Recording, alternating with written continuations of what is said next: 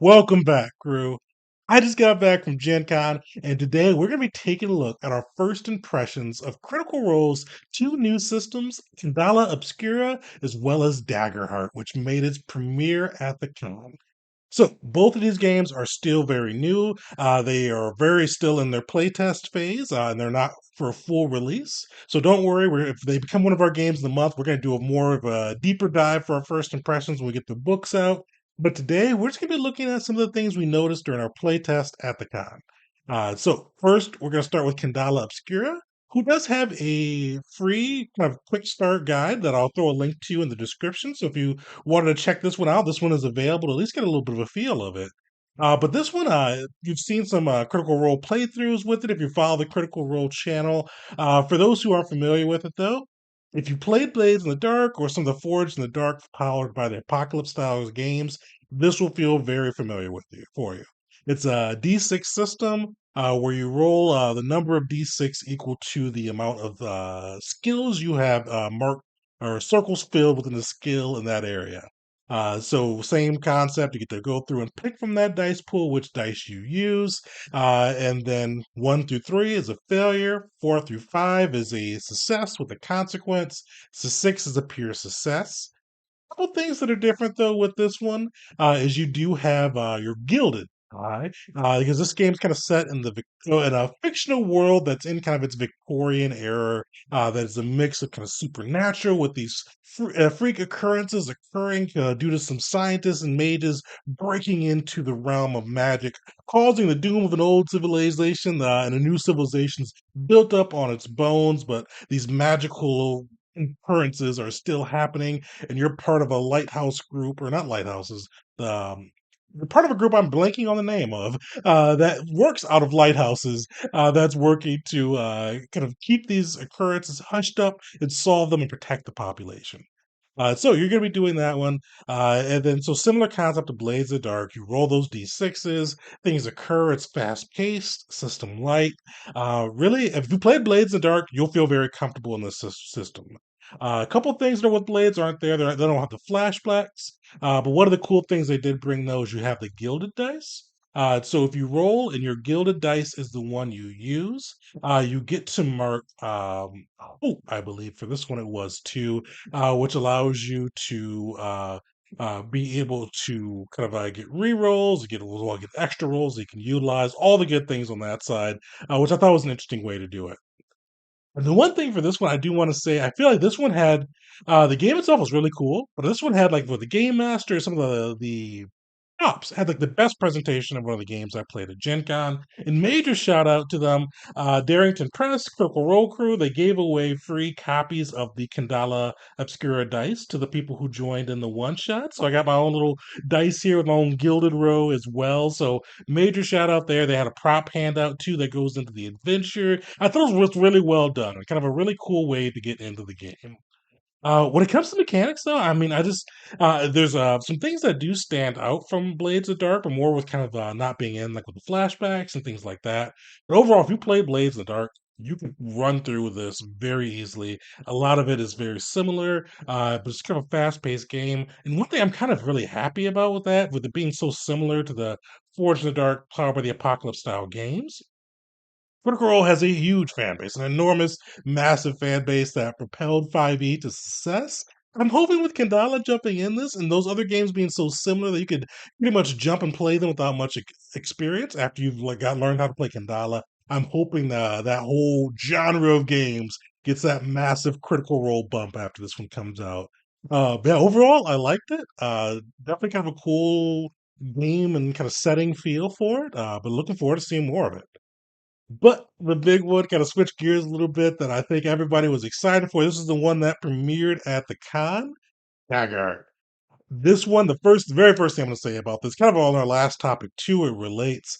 I am so happy this isn't a D20 Dungeons and Dragons clone. When I first heard about this, I thought they were just going to clone Dungeons and Dragons, keep the fan base kind of knowing what to expect, but peel them away from D&D, which business-wise may have been the smarter play, but I'm glad they are going unique. I'm glad they're coming up with their own system for this, and I'm super stoked for it. I had a good time playing it too. So a little bit about Daggerheart. So Written by, I think, one of the lead designers that came from Candela is going to be working on this one too.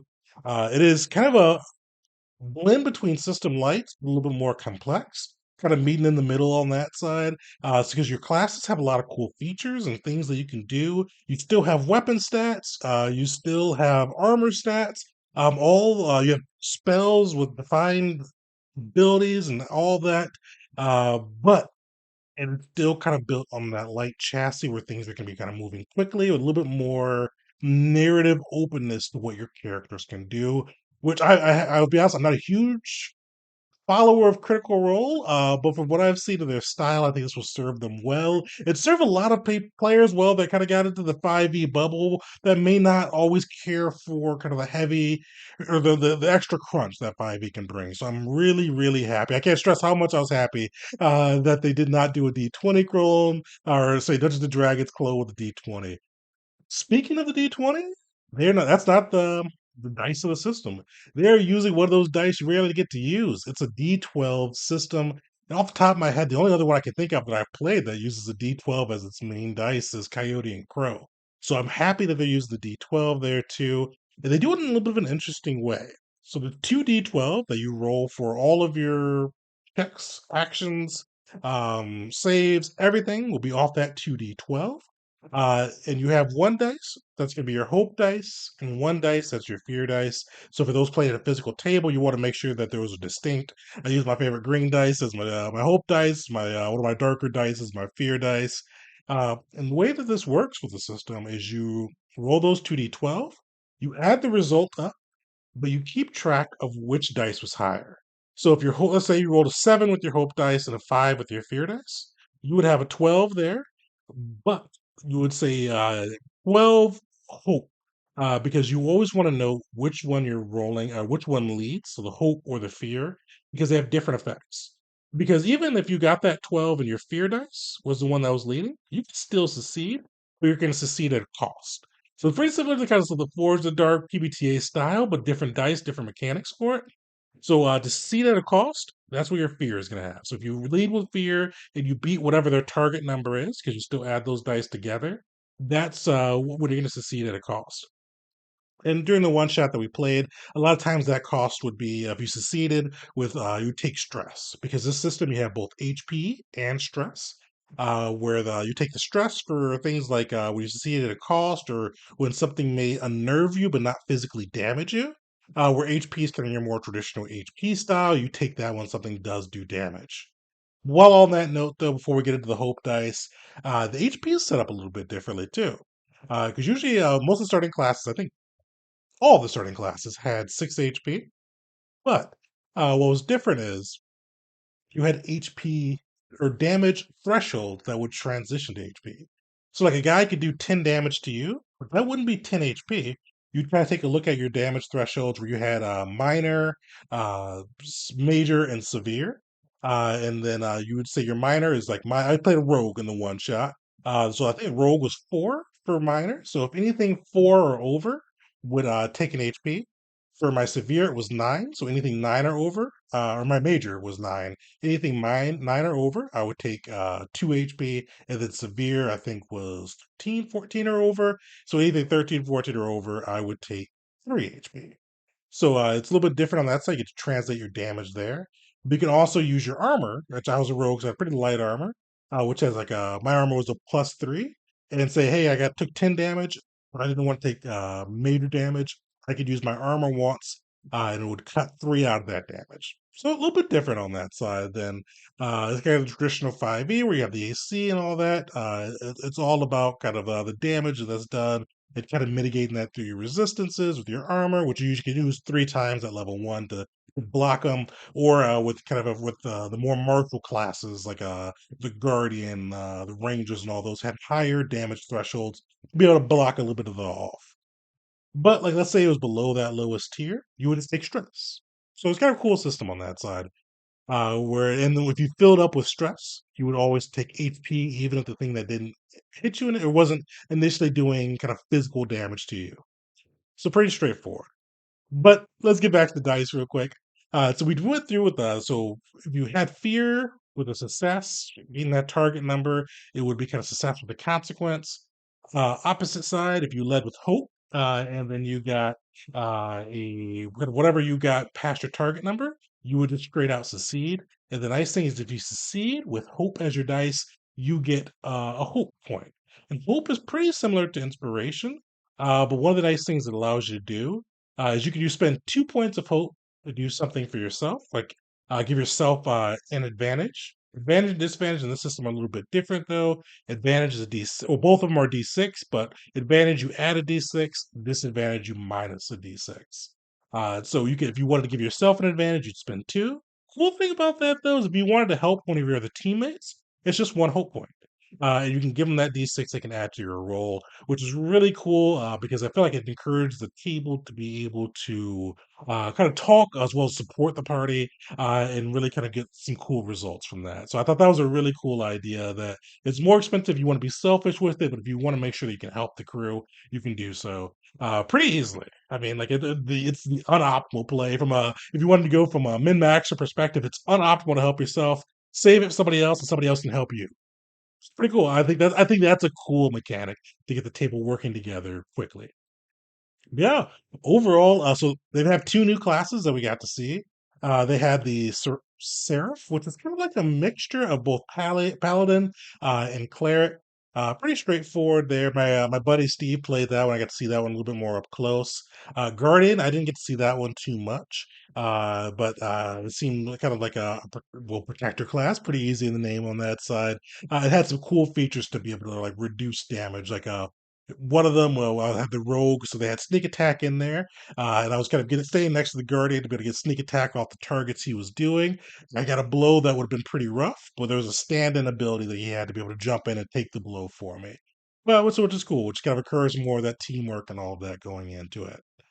This one is still in a very, very, very early, I'd say beta stage. This is the first playtest that's been done for it. I know this is the first public unveiling of the system. There's still probably some things they want to work out with kind of like how they handle distance and how they handle some of the other abilities on there. But overall, I was pretty happy with this one. Major piece with it, it's not that it's a dragon clone. I really expected that. I was very, very happy and surprised they didn't go that route. And also like that it was fast paced. It's narrative first, but they're still going to be bringing some complexity to it. They're still going to be bringing options, as well as the kind of the magic weapons, uh, armor, all the things I think that people like from Dungeons and Dragon, which kind of stops them from going to the more narrative style, even when it may serve them better, are coming along with this. And I had fun with it in the one shot, but I'm definitely looking forward to seeing what they do as they get closer to release and get everything a little bit more finalized for the system. One last thing I'll mention with it too. I'm not sure if this is let me throw these in the comments too. I think I'm gonna show pictures in the comments. I took pictures of my character sheet and all that for both the games. Uh, but with the character sheet for Daggerheart, they had these cards that went along with it. So you picked your race from your card. And speaking of races, they had most of what you'd expect. They didn't have humans and elves. Surprisingly, in the one shot. I'm not sure if that was an oversight, or if they just didn't have those cards ready, or maybe they're not going to be in the new game. Who knows? But dwarfs are there, stone giants, Genasi, the turtle species. I'm blanking on the name. Daemons, which is their tiefling equivalent. There were others as well, but those were kind of the main gist of them. Yeah, I mean, this one I was overall really happy. If you get a chance, I don't know when they're going to release it to play test broadly, but go check it out. And I'm looking forward to seeing more of what the system will do in the future. But yeah, overall, I had a lot of blast with playing both these Darrington Press games. I'm excited to see more the Critical Role crew get the test drive Dagger Press as well, or Dagger Heart as well. I'll probably tune into that stream when it goes live. But if you have any questions about Daggerheart or Candela Obscura, throw them in the comments. I'll definitely see if I can answer what I can for things I may not have covered during this video. And if you're one of the lucky ones at Gen Con that got to play Daggerheart, shout that out down below too. But stay tuned. Tomorrow I'm dropping my Gen Con review. It's my first Gen Con. We're gonna be going through my experience there. Sneak preview, had a great time. But we're gonna be going through all of that, different games I played, how this overall con experience tomorrow. So drop by for that. But otherwise, like, subscribe, and next time, folks.